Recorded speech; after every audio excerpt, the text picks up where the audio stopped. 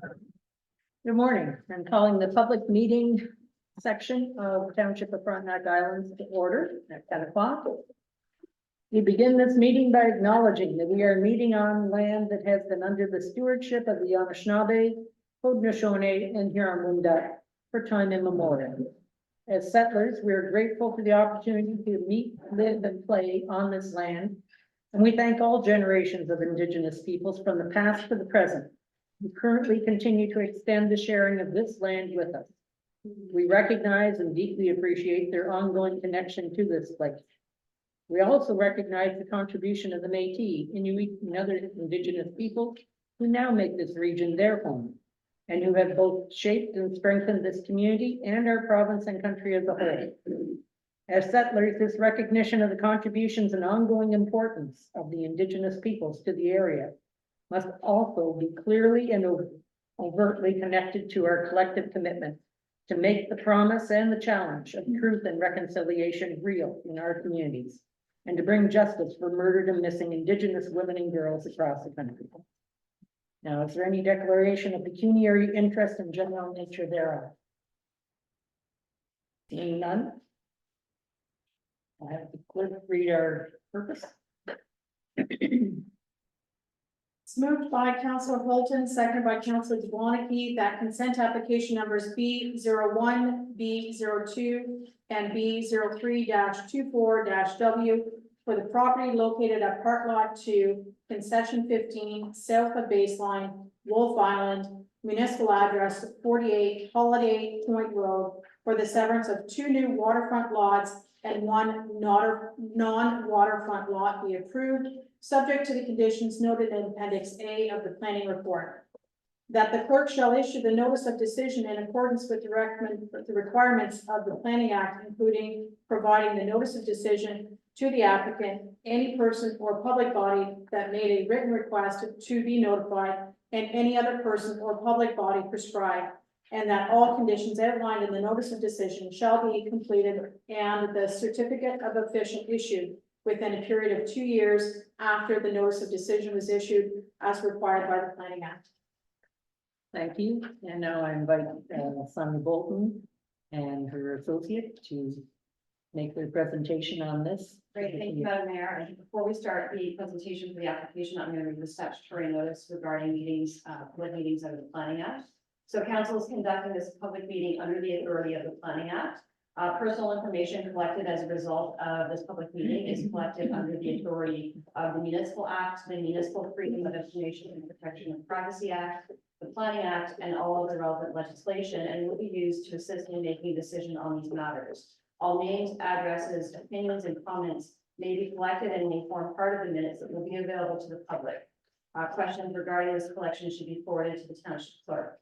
Any person who wishes to receive a copy of the minutes of this public meeting, a copy of the planning report, or any notice of council's decision on these applications should indicate their full name, address, postal code, and other relevant contact information to the clerk prior to leaving the meeting. If a person or a public body does not make a verbal submission at the public meeting or make a written submission to the township before council makes a decision on the application, that person or public body is not entitled then to appeal the decision of the Township of Frontenac Islands to the Ontario Land Tribunal, and may not be added as a party to the hearing of the appeal before the Ontario Land Tribunal unless in the opinion of the tribunal there are reasonable grounds to do so. I will note that recent changes to the Planning Act have made it such that third-party appeals to applications are not permitted. The procedure for the public meeting will be as follows. The planner will explain the purpose of the public meeting and provide a brief overview of the application and a summary of their review and recommendation. The applicant will then be provided with an opportunity to provide any comments that they have about the application. Members of council will then have the opportunity to ask questions of the applicant and the planner, and then the chair will inquire if there are any members of the public who wish to make a verbal or written submission on the proposed application. If so, you should announce your name and mailing address before providing your comments. Please be aware that anyone wishing to address the application should direct their comments and questions through the mayor. At this time, I'm going to turn it over to my colleague. This is Mike Kelly.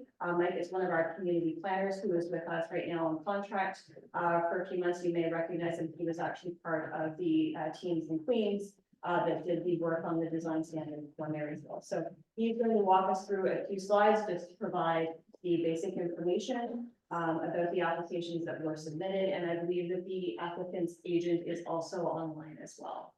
So we'll turn that over to him once Mike has just done his brief slides. So Jen, over to you. Alright. Okay. So for consent applications, B0124W, B0224W, and B0324W. The applicant is Richard Berry, for his agent Wyatt Rykoff. The property in question is located at 48 Holiday Point Road. The applicant is proposing to sever two new waterfront lots and one non-waterfront lot, leaving a non-waterfront retaining lot. All four lots will be accessed off Holiday Point Road. The land currently features a dwelling with some accessory storage buildings, as well as an associated barn, which is used exclusively for storage. The land is designated as rural and provincially significant wetland in the township of Bishop Land, and a split zone rural and wetland zone in the zoning bylaw. The lot is made up of agricultural fields with a large provincially significant wetland located centrally and along the shoreline of the site. Here is a visual representation of the proposal. Next slide, thank you.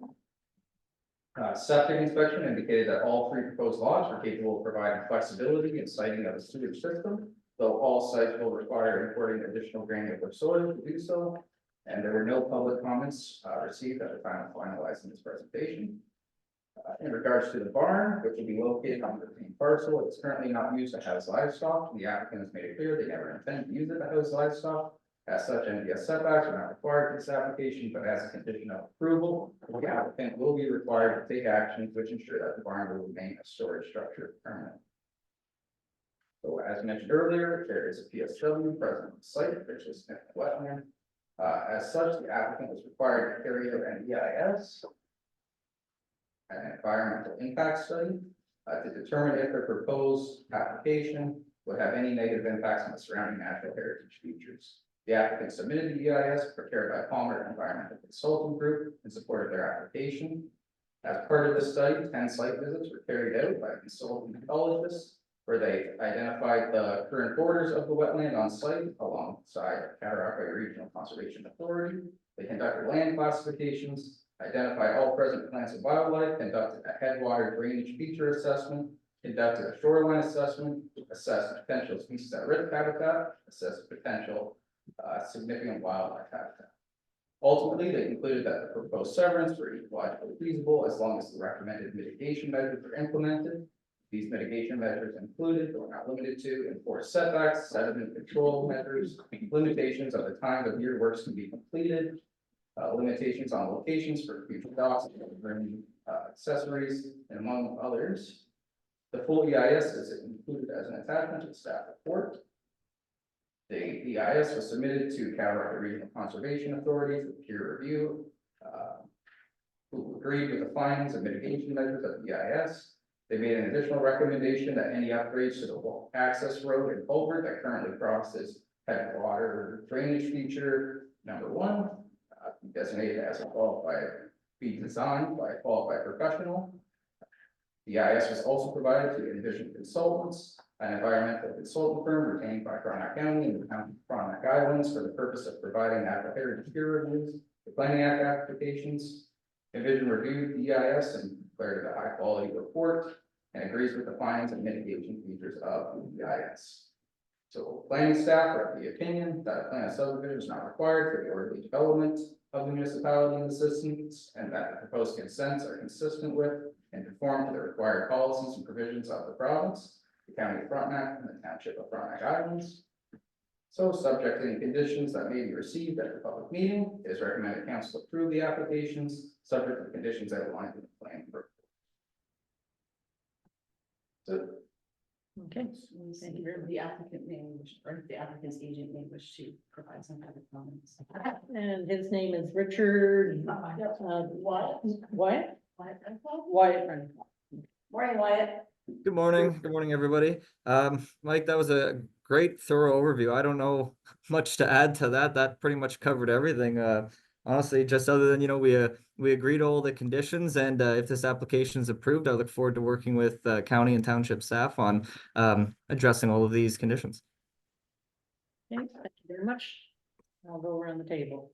Councillor Jablonski. Any questions? Thanks, Madam Mayor. Great presentation. It's no question. So I know the property too. I just live down the road. So, yeah, fully support the motion. Okay, Councillor Holton, I'm good with it. I think he fully explained it very well and it saves Mike on understand the property. It's great. okay, Councillor Saunders, Thank you, Madam Mayor. I only had one question. The requirement regarding the barn, is the applicant comfortable with executing any one of those three? Yes, yep, we're more than happy to accommodate the barn through one of those three conditions. And if I could, so is there a timeline when that has to be done by? Through Madam Mayor, so that basically the applicant has up to 2 years to fulfill all of the conditions to get the signed certificate official that they then need to take to the registry office.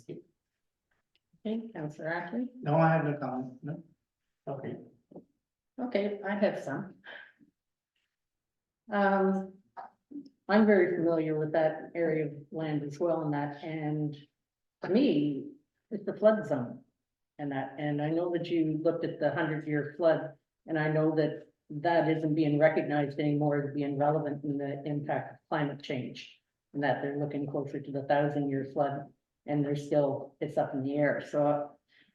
In hindsight, Easy Lane comes always to mind in that whenever you're in that low of an area, and we even describe in the environmental report and that the wet, dry fields, and that it recognizes that, you know, when the water's high, that is a very flooded area.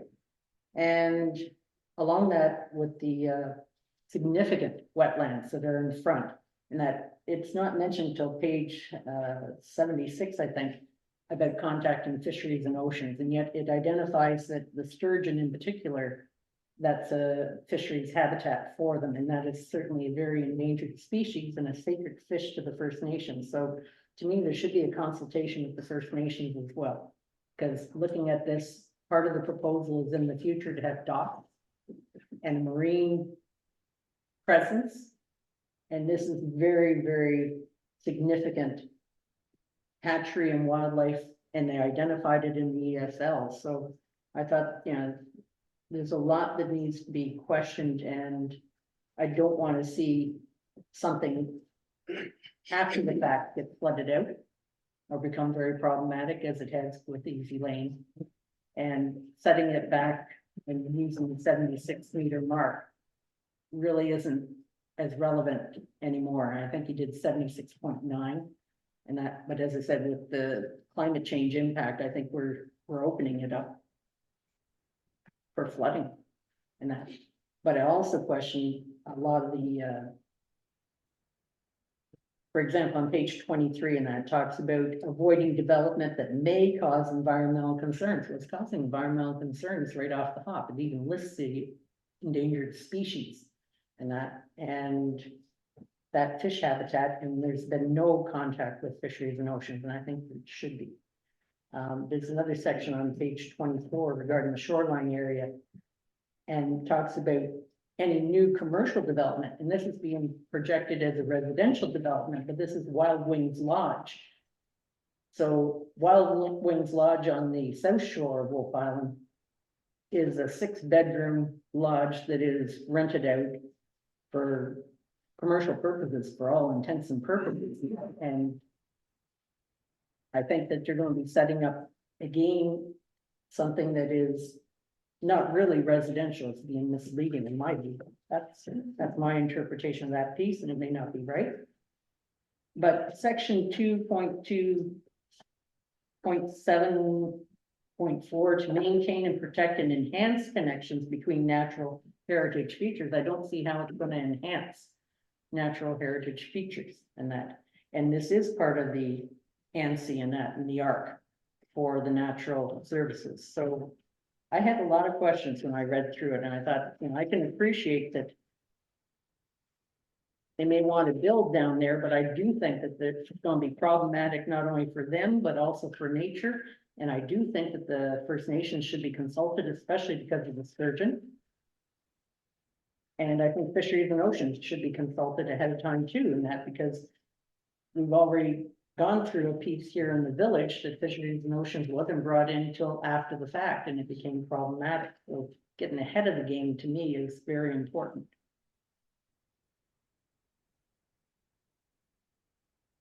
So, through you, Madam Mayor, I'll try and address some of your points. I'm not a biologist, which is why the professionals will hire, but I will try to address some of your points and then maybe turn it over to Wyatt if he wants to add to that. So with respect to flooding and other sort of natural hazard, provisions, it's the Conservation Authority that has the regulated jurisdiction for that. Now, the Right. islands are not part of that regulated area, but you do have a service agreement with the Conservation Authority to provide comments. And because of changes at the provincial level, they can only talk about natural hazards such as flooding, they can't talk about the environmental piece. So in terms of the, I think it was the 76.9, the geodetic meters that you mentioned, that is what is in the zoning bylaw. So that is legally what the applicant is required to do. If the township feels that something different is needed and it's not mentioned in the professional documentation, then that is something the municipality would have to change in their zoning bylaw. But the applicants have, you know, in terms of their plans to date, have met that requirement. And the other thing that was added, was because of the comments from the Conservation Authority, the lot number 1 on the western edge, they're proposing to build the house a little further away from the road. They will be crossing a stream. I might mention the number of it. But the Conservation Authority has said that that culvert and that crossing needs to be designed by an engineer. It's very limited where there are docks that can go on that property. And all of those things, we are going to be entering into development agreements for each of the 3 properties that outline where the docks can go. You know, you're probably right. If it's a requirement to meet with DFO, the Department of Fisheries and Oceans, we can include that in the development agreement, as well. As for Wild Wings Lodge, you mentioned there's a 6-bedroom unit somewhere else. Honestly, given the way the province allows municipalities to regulate short-term accommodations, if it's a 6-bedroom rental, it's a 6-bedroom rental. There's nothing in the zoning bylaw that, you know, if it's residential, it's residential, whether it's rented or not, and whether it's short-term rental or long-term rental, there is nothing that we can require of the applicant. Now, certainly, if it becomes a much bigger business in terms of accessory buildings or whatever they're going to do to it, we could probably then require them to rezone it or enter into site plan control. But if it's just a lodge with rental units like a B&B or an Airbnb, then there's nothing that the municipality can do with that respect. What about the First Nation? And with respect to the First Nations, that's a very interesting question. We did circulate the public notice in accordance with the Planning Act. I do not know, and I would look to Madam Clerk to ask whether or not you have a protocol and a list of the First Nations bands that you would notify and send public notices to. Not off the top of my head, but I can certainly look into it further. Okay, I could give you some advice. The Sasani First Nation, actually, they consider the sturgeon a spirit fish, and they have a dedicated member that works with the sturgeons and that. So I think they'd probably be the most appropriate group, and this is part of their culture and that. And since we read the acknowledgement that we respect this culture, there should be a consultation with the culture. So again, to you, Madam Mayor, I would suggest that if that is something that you want to make part of your standard process, that's something you need to make part of the standard process. The applications today have followed the process as currently outlined. We have no mechanism at this point to require them to consult for an individual property. If somebody from one of those groups were to have indicated that they have a concern, then absolutely, we would have sat down and had a conversation with them, but I'm not sure at this point in time, unless this council is willing to defer these applications, that we could enforce any kind of consultation to that respect, particularly if as part of constructing the dock adjacent to the river that they're going to have to consult with DFO. I'm not sure what else we can do with respect to that. And I will be the first one to admit that I am not well versed in sort of the requirements of first consultation. So I think that you guys are very unique. The other townships in the county work very closely with the Algonquins of Ontario. And there's really sort of one key group. The islands, having been where you're situated and being such an important part of sort of transport routes and whatnot, I imagine that there are several First Nations groups that would be interested in, especially when you do things like your official plan and whatnot, that we will be reaching out to, and we can help build that list if it does not already exist. But I think, if you are concerned about, First Nations groups being circulated certain types of applications, either based on the type of application or the location of the property, then that is something that you as a township should spell out procedurally. And you should have an up-to-date contact list of who would get to. As long as we had that, we would absolutely send them the public notices. That is our problem. Okay. Anytime that it's connected to water in particular, that's the domain of the First Nations. And I believe there isn't a provincial policy on that, I'd be surprised, because it's been articulated at virtually every conference I've been at. So, I don't know, Wyatt, if there was anything else that you wanted to add with respect to responding to any of the mayor's questions.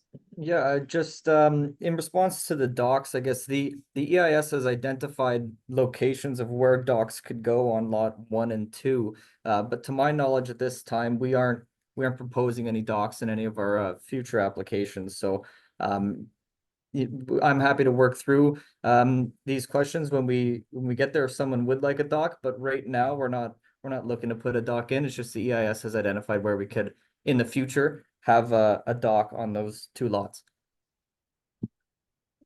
okay, one question for you then. Have you got any indication that you will actually be able to be insured for your building? Because at this point in time, insurance on areas that are low or prone to flooding that are very difficult to get. And there's been people affected on this island already. That I personally do not know. I would have to talk to the owners to see where they're at with that. I mean, we still have to make the building permit application and deal with the conditions even before that, really. So that would come further down the line. That's not necessarily something I can speak to, unfortunately. Okay, well, my conscience is feeling clearer in that, because I think if there had been plain talk long before for a particular area that got settled, and that we would have avoided a lot of problems, and I foresee that there may be problems that you run into too, but that's the nature of it. Okay? Any other comments? We're going to the public. We're going to the public in a second. I'm checking with the rest of council first. Well, I'd like to vote on it. No, we'll go to the public, gets to have comments. Come to the front, give your name and address. My name is George McAllister, I'm a resident of Wolf Island, 957 Road 96, Wolf Island. I'd just like to address a couple things with this application. I'm the manager of Wild Wings Lodge, who's the current owner of the property that we're being addressed here. To clarify one thing, Judy, that's some misinformation. It is not a commercial operation. It is totally private, funded privately by the member. So that there's no rentals, that there's none of that. And I don't know where you got your information, but I've been the manager there for 25 years and it's yet to be rented. The members pay the operating fees, they invite guests to come and hunt, and that's how it's operated. They pay all the total operating fees, there's never any money changes hands, other than paying the employees, like myself. So I want that to be clear. And I'd like to address, clarify a couple more things. We own more than this property in particular. We own several properties, and I think we could be considered pretty good land stewards of anybody that is familiar with any of the other lands that we own. In fact, we have a 200-acre parcel that's located on the 9th line road, between the 9th and 10th line road, and 120 acres of that are registered in the conservation. So it's totally, we've accepted that. We will not alter it. And the only alterations that have been done there is to enhance the habitat. And that was done with Ducks Unlimited, with Habitat Canada, equally funded. We funded some of it, they funded some of it in a partnership. And this has been done over the course of the whole time that we own this property. So I think we're pretty good stewards of the land. We're hunters, but we give back. is the best way, describe, want some background on who's gonna own this property and what we're gonna do with it.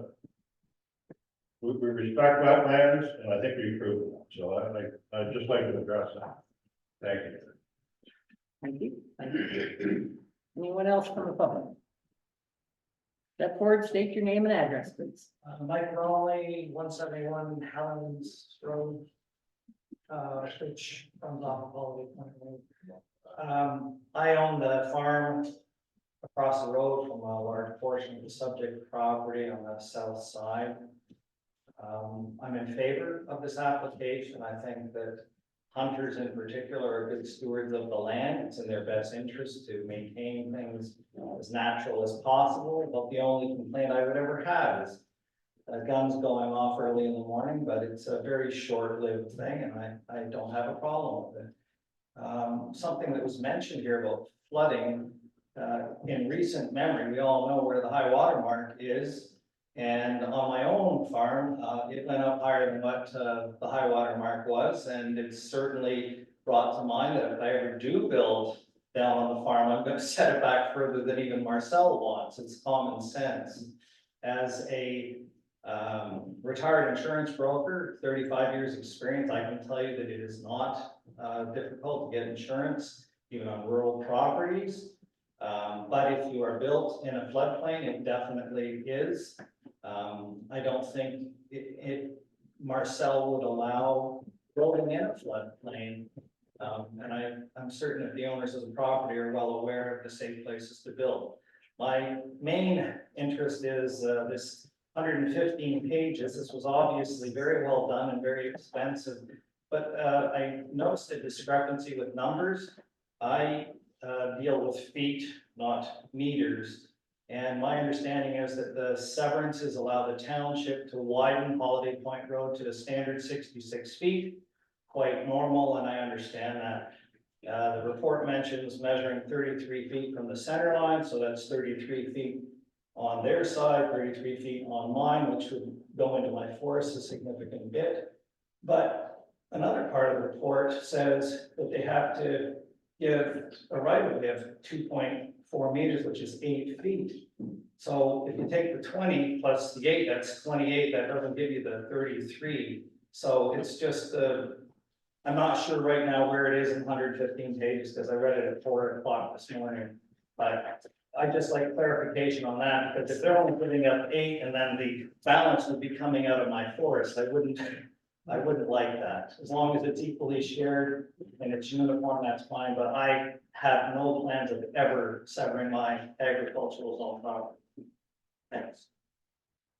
Here, Madam Mayor, just to address the last point about the road widening, and again, I'll turn to Wyatt if he wants to speak, but there is a surveyor who has to prepare the drawing, so they would be taking those measurements based on where the pins are in the ground. And we can certainly ask them to double check that. We do only take half, and we only take it when there's an application. So if Mr. Bowman ever makes an application, the township doesn't get the rest of the widening from his half, because unless you absolutely needed it and you went through a different mechanism to get it. But the Planning Act allows you to take the widening as part of creating these lots. And the way that we have worded the condition is such that it has to be up to a certain amount, and then it's up to the surveyor to determine what that difference is, and then to have it deeded here with a clear title to the municipality. So, again, why, if that's your understanding, that's great, but, again, that's just something we would have the surveyor double check. Yeah, that's my understanding as well, and we can double check it. I believe on our drawings, the total standard right of way for this road, I think, is supposed to be 20 meters or 66 feet, like said, and I think on our survey, we're showing 10 meters from the center line onto our property. So I believe that's half of the proposed future right of way of the 66 feet. But I'm happy to double check it. Any other questions from the public? Seeing none, we'll go to the vote. We'll do record a vote. Record a vote? Yeah. Does members of council wish me to reread the motion? No? Councillor Ackley? In favor. Councillor Holton? In favor. Councillor Jablonski? In favor. Deputy Mayor Saunders? In favor.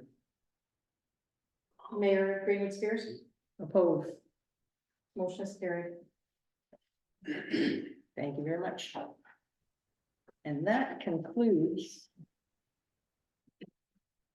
our public meeting at 10:30. And now Moved by Councillor Jablonski, seconded by Councillor Ackley, that the public meeting adjourns at 10:30 a.m. All those in favor? now we're into the regular meeting. If you just bear with me, I just gotta stop this one and bring it back. No worries. Thanks, everyone. Thank you. Thanks, Wyatt.